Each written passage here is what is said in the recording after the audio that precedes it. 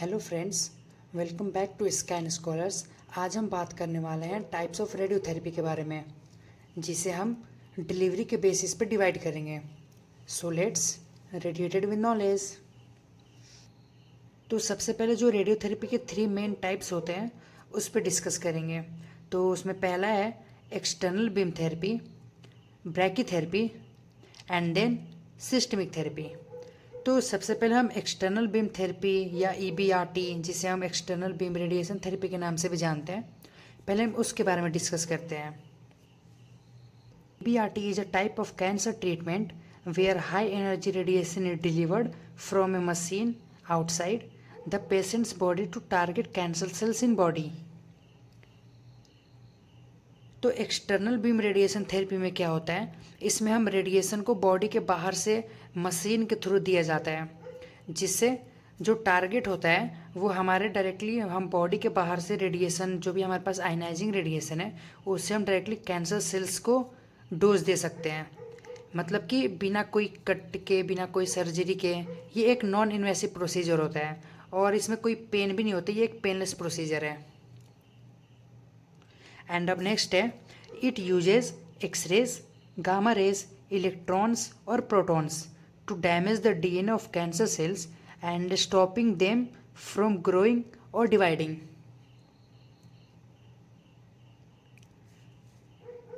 जो हमारा external beam radiation therapy होता है, इसमें जो हम रेडिएशन यूज करते हैं जो वो होती है X rays, gamma rays, electron beams and proton beams. इनका काम होता है कि जो भी हमारे कैंसर सेल्स के DNA को डैमेज करना, ताकि वो डिवाइड ना कर सके और धीरे धीरे वो मर जाएं। ठीक है। एंड अब नेक्स्ट है, external beam radiation therapy is a non invasive treatment which means there is no surgery और कटिंग। तो सबसे बड़ी बात तो हमारी एक्सटर्नल बीम रेडिएशन थेरेपी की तो यही है कि ये एक नॉन इन्वेसिव ट्रीटमेंट होता है। मतलब कि इसमें कोई भी ऑपरेशन नहीं होता है, सिर्फ मशीन से बीम्स डायरेक्ट की जाती है कैंसर सेल्स पर, एंड बहुत ही एक्यूरेट एफिशिएंसी के साथ में। एंड अब नेक्स्ट है, this treatment is done using advance machine like linac, telecobalt unit, gamma knife and proton therapy. तो EBRT जो मेथड होता है, जो EBRT हमारी रेडिएशन थेरेपी होती है, इस ट्रीटमेंट में हम एडवांस मशीनें, एडवांस मोडालिटीज़ को हम यूज़ करते हैं।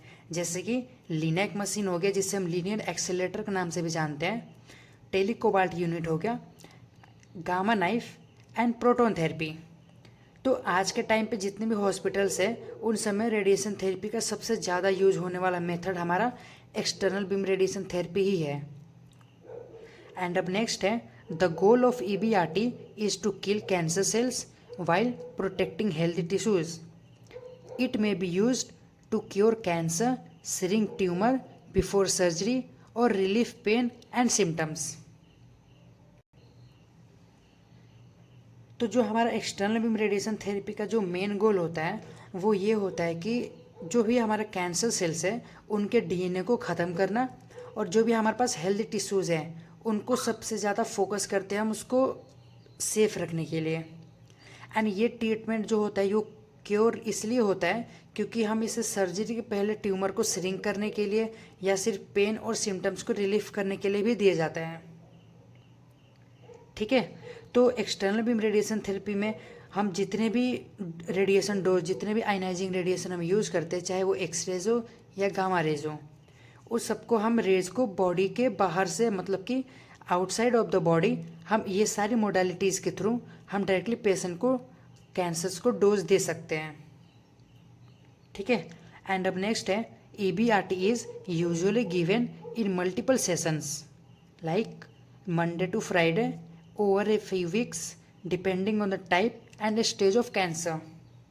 तो जो एक्सटर्नल बीम रेडिएशन थेरेपी होता है ये मल्टीपल सेशंस में हम पेशेंट को देते हैं। ठीक है। जैसे कि ये treatment normally Monday to Friday, मतलब हर दिन छोटी छोटी सेशंस में या हर दिन छोटे छोटे डोज में हम उसको डिवाइड कर देते हैं, जो भी हमारे टोटल अमाउंट ऑफ डोज जो पेशेंट को दी जानी है, जैसे कि 10 to 15 मिनट्स के लिए हम, या टोटल ड्यूरेशन कैंसर के टाइप और स्टेज पर डिपेंड करता है। ठीक है। तो जैसे कि हमारे पास अगर 5 गिरे अगर पेशेंट को डोज दी जानी है तो हम 1 गिरे उसको पर डे के हिसाब से उसको 5 डेज मंडे टू फ्राइडे हम उसको दे सकते हैं।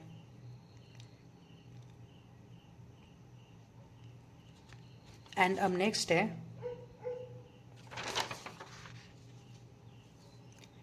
कि जो भी हमारा एक्सटर्नल बीम रेडिएशन थेरेपी होता है उसमें हम कौन कौन सी रेडिएशन का यूज़ करते हैं। तो इसमें जो हम आयनाइजिंग रेडिएशन का यूज़ करते हैं, ठीक है, तो उस पर हम थोड़ा डिस्कस करते हैं। इसमें जितनी भी एनर्जी, जितनी भी हम रेडिएशन को यूज़ करेंगे ना, वो सारी हाई एनर्जी रेडिएशन होती हैं।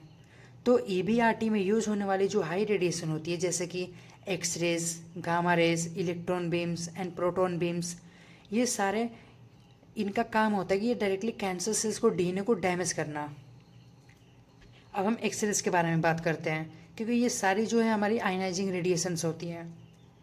तो most common type used in EBRT, they penetrate deep into the body and are effective for treating the tumours located in internal organs like lungs, prostate and brain।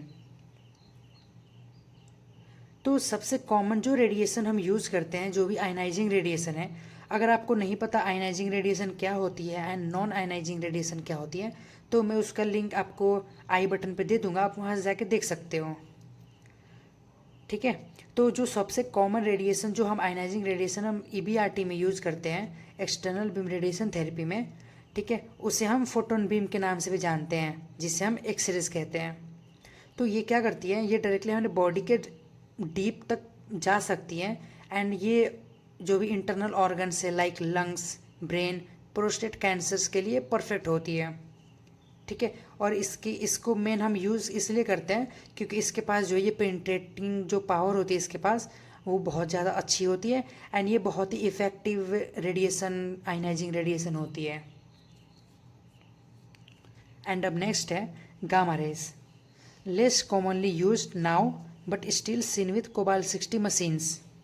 They also work like X rays to destroy cancer sales.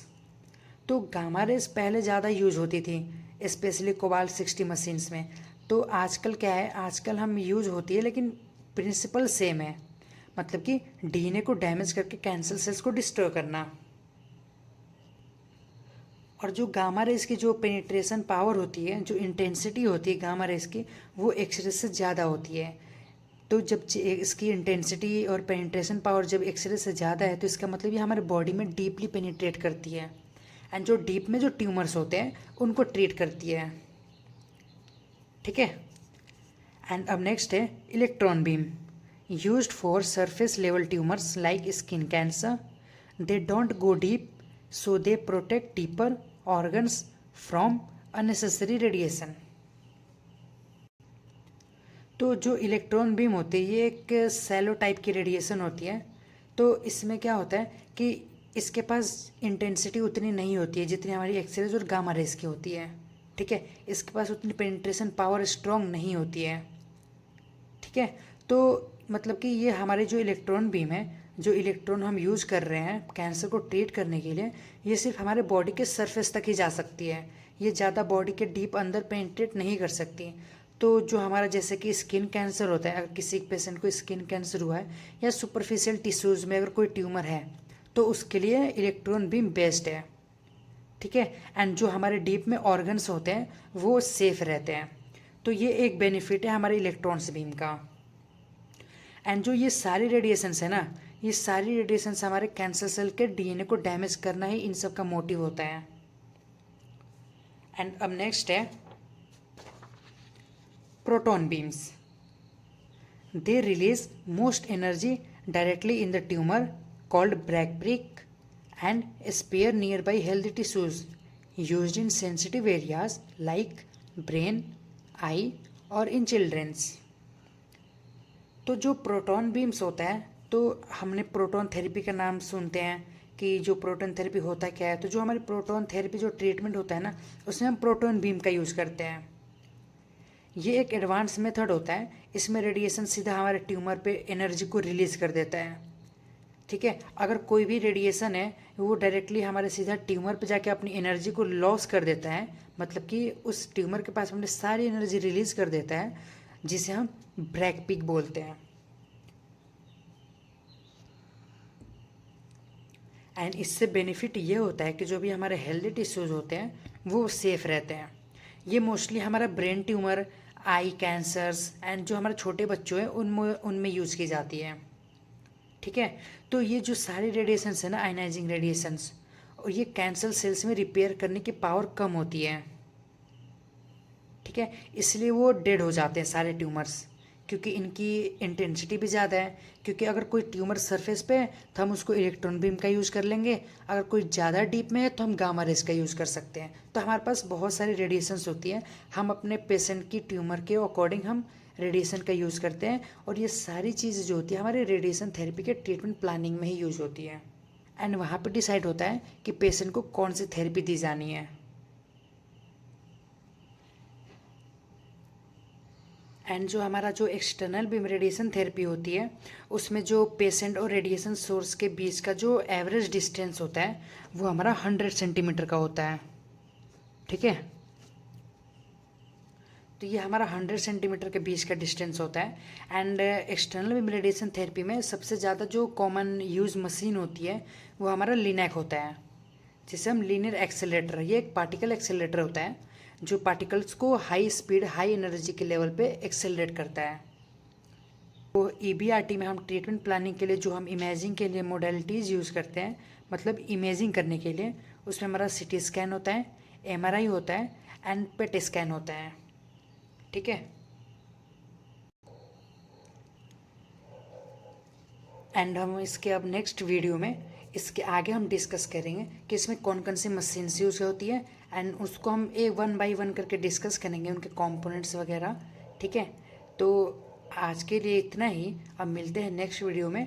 तब तक के लिए आप channel को subscribe करो, और समझ आया तो वाओ, नहीं आया तो रिवाइंड कर लो, और हाँ, बेल आइकन को भी प्रेस कर देना ताकि नेक्स्ट वीडियो आते ही आपको नोटिफिकेशन मिल जाए। सो मिलते हैं अब नेक्स्ट वीडियो में, तब तक के लिए stay curious and stay smart.